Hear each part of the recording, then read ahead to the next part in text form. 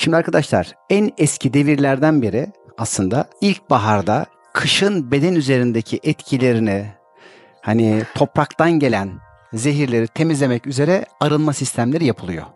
Yani 2000 sene evvel de yapılıyordu, Osmanlı'da da yapılıyordu ve günümüzde de artık belli bir algının üzerindeki insanlar bu temizlenmeyi ve arınmayı yapmak durumunda hissediyorlar kendilerini. Biz de yıllardan beri aslında bu arınma programlarını gerçekleştiriyoruz. Fakat şöyle bir şey tabii. İlk başta hadi hep beraber gidelim diyorduk. Bir otele, şuraya buraya bir grup oluşturuyorduk, yapıyorduk. Çok güzeldi. Hepimiz hadi diyorduk bir dahaki yıla yine yapalım falan. Tabii o zaman sayı biraz azdı. Geçen sonbaharda herhalde 450 miydi? 400 küsür kişiydi. Şimdi tabii öyle hep beraber bir yere gidemediğimiz için biz dedik ki o zaman siz evlerinizde oturun. Biz size malzemelerinizi, ne ihtiyaçlar varsa verelim ve bu programı hep birlikte yapalım ama tam yapalım. Onun için şimdi arkadaşlarımız hem YouTube'dan hem Instagram'dan, sosyal medyadan paylaşımlarda bulundular. Eğer gerçekten bedensel, zihinsel, duygusal bir arınma niyeti olanlar onun için katılsın. Hani sadece ya acaba bu nedir diyen değil, hazır hisseden kendini yapsın. Çünkü sadece bedensel bir sistem değil bu. Aynı zamanda duygularınızın da zihninizin de ruhsal çalışmalarla, bazı meditatif çalışmalarla, beslenme yol ve yöntemleriyle ve en sonunda da gerçekten karaciğerimizin, safra kesemizin, bağırsaklarımızın bedendeki bir şeyi temizlerken duygu ve zihindekini temizlemeyle sonuçlanacak bir şey bu. Yani her birimiz kendi hekimliğimizi yapacağımız bir yol. Sorumluluk her birinizin. Bizim işimiz orada rehberliğini yapmak. Ama rehberliği yaparken de diyelim ki biz orada otorite durumundayız. Söyleneni yapanlarla yapmak niyetimiz. Onun dışında tabii biliyorsunuz son zamanlarda çeşitli olaylar, haberler her birinizi çok etkiliyor. Önce belki virüs salgınları, ondan sonra diyelim ki şehit ve cenaze haberleri. Bizim tabii bu konularla ilgili yaptığımız bir sürü videolarımız var. Doğum ve ölüm kapısı diye. Yani ölümü de kucaklamayı öğrenmek durumundayız hepimiz. Sadece doğumu alkışlamak değil. Yani herhangi bir insanın doğum hakkı olduğu gibi herhangi bir insanın ölüm hakkını da gözetmek durumundayız. Buradaki birçok kişi şunu biliyor ki onun izni olmadan bir yaprak bile kımıldamıyor. Yani Allah'ın izni olmadan hiçbir şey olmuyor. Ama ondan önemlisi sizin plan ve programınız ya da imzanız, ifadeniz olmadan da herhangi bir şey olmuyor. O zaman herhangi bir kişinin nasıl rahatsızlık, herhangi bir ilişki, herhangi bir konuda kendi imzasıyla, ifadesiyle çağırdığı bir olay varsa da ölüm de dahil olmak üzere, saniyesi, dakikası da belli olmak üzere bir protokoldür. Her birimizin anlaşması olan bir şeydir. Tabii ki acısı olan yasını tutacak ama bu bilgiyle yaptığında gideni ışığına ve nuruna yolcu edecek. Herhangi bir öfke, kinle değil, akılla, şuurla ve gerçekten duayla onun için sevdiklerini uğurlamak önemlidir. Burada bunu yapmayıp kendimizi kaybettiğimizde aslında ağladığımız, sızlandığımız kendi egomuzdur. Gidenin yolunu açabilmek için ona dua edin. Ona ışığınızı yollayın. Güzel hallerinizi ve ikramlarınızı yollayın. Öncelikle kendiniz için, sonra giden için. Oradaki dua bile önce size gelecek, ondan sonra edilene gidecek. Bumerang gibi. Ama ağzınızdan çıkacak herhangi bir kötü kelime, ifade ya da aşırıya giden diyelim ki yaslar da size yeni yaslar çağıracak. Çünkü sistem ne ekersen onu biçersin şeklinde gidiyor. Bu kuralları bugünlerde, bu zamanlarda hepimize hatırlatmak istedim. Ve böyle zamanlarda tabii ki birbirimize destek olarak, yardımcı olarak, moral olarak, belki dualarla öncelikle yardımcı olmak çok önemli diyoruz. Gelelim bugünkü konumuza. Ne varlığa sevinirim, ne yokluğa yerinirim. Yani varlık ve yokluk kodlarını fark ederek hayatı iyileştirebilmek. Şimdi kiminiz diyelim ki maddi olarak zengin bir ailede doğmuş olabilirsiniz. Kiminiz daha fakir, daha ekonomik olarak daha az imkanları olan bir ailenin çocuğu olarak dünyaya gelmiş olabilirsiniz. Fakat kiminiz akıl olarak, zeka olarak belki birçok ekonomik imkanlı olan kişiden daha akıllı ya da daha zeki, daha yetenekli, daha maneviyatta da olabilirsiniz. Yine biraz önceki aslında anlattığım program gibi her birimizin öncelikle bir seçimi, bir hayat programı var.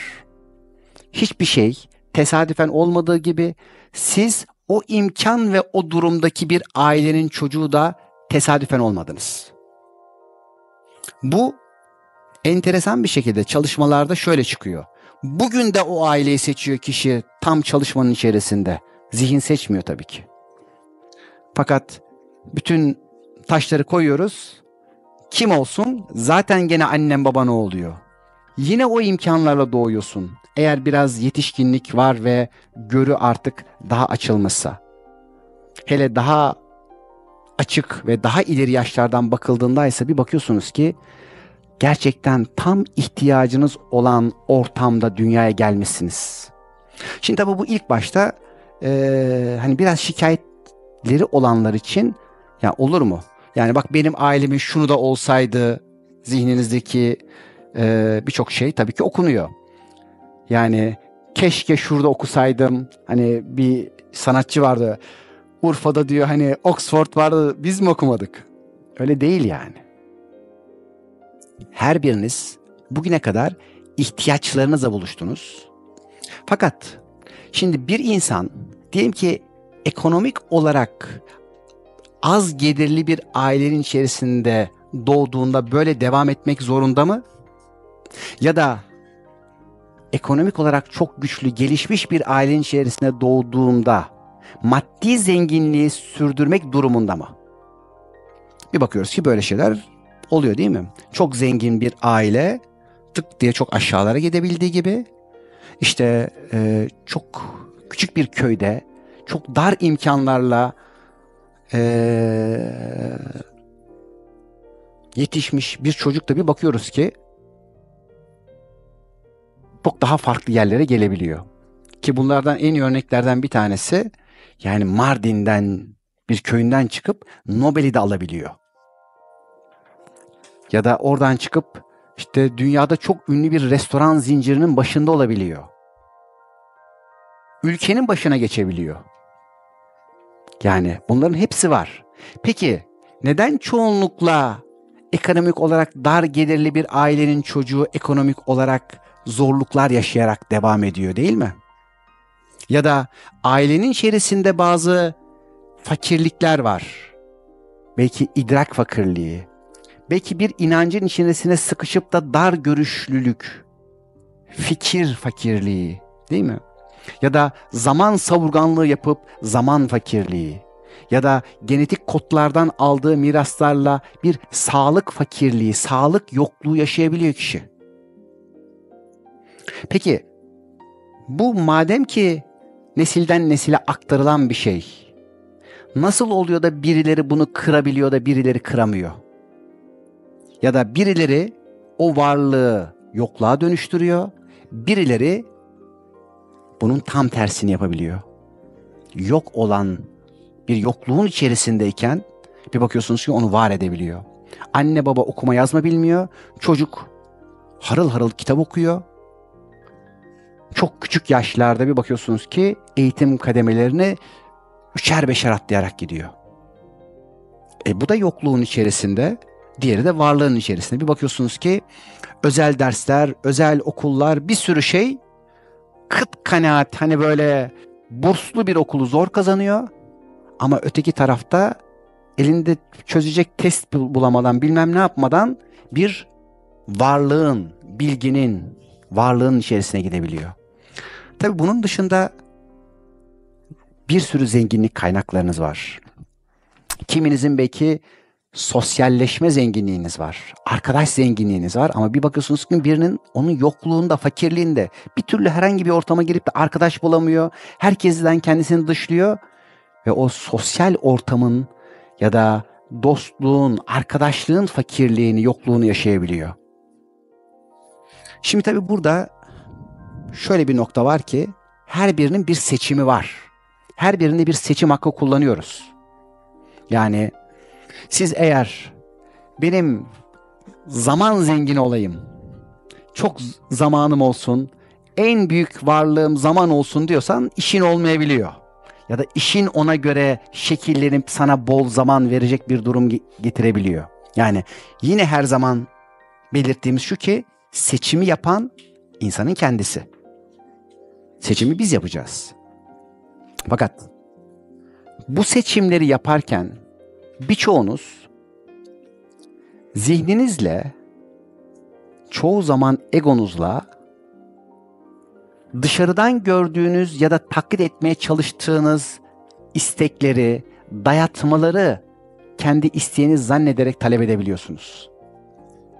Yine sizin istediğiniz, arzu ettiğiniz size veriliyor. Fakat diğer alanlardan alınarak verildiği için siz bu sefer diğer alanların fakirliğinden, yokluğundan size verilen varlığın yine kıymetini bilmeyebiliyorsunuz. Değil mi? Bir adam şimdi çok iş istedi. Al sana iş diyor. Çok çalışmak istiyorum. Var öyle mesela bazı danışanlarım. Kafasını kaldıramıyor şimdi. Yani kaç ay evveldi? 3-4 ay evveldi. Hatta bize böyle bir arkadaşımız geldi. İş müracaatı yaptı. Dedik ya sen burada hani bu kadar yetenekle, bu kadar şeyle hani biz de burada çalışacağım bu alanda değilsin sen. Sen bak başka bir alan şey yap. Bayağı ya nereye gittiysem zaten olmadı. Sen ne yapmak istiyorsun dedik. Ben çok çalışmak istiyorum, çok iş istiyorum. Bak dikkat et. Vallahi çok iş istiyorum. Sen misin iş varlığın olsun? Şimdi hafta sonu dahil akşam 8-9'lara kadar çalışıyor. Eve dönene kadar 10-11 oluyor. Eve bile iş götürmek durumunda kalıyor. Evet iyi para, bol iş ama bak talebin sana verildi. Evet. Yani burada her birimiz için şöyle bir şey var. Taleplerimiz gerçekleştiriliyor. Hepinizin gerçekleştirildi zaten. Bakın isterseniz hayatınıza. Bugüne kadar her ifade ettiğiniz zaten oldu. Şimdi bunu zaten biz ifade tamiratçılığı ve ifade simyasıyla ilgili çalışmalarda aktardık. Hani oralara dönüp bakanlar hatırlayabilir. Peki o zaman bazınız şunu söyleyebilir. Tamam da ben şimdi ekonomik olarak da zenginlik istiyorum. Param da çoğalsın istiyorum. Peki diyoruz gel bir bakalım. Gerçekten böyle istiyor musun? Var mı öyle? Çok para olsun isteyen.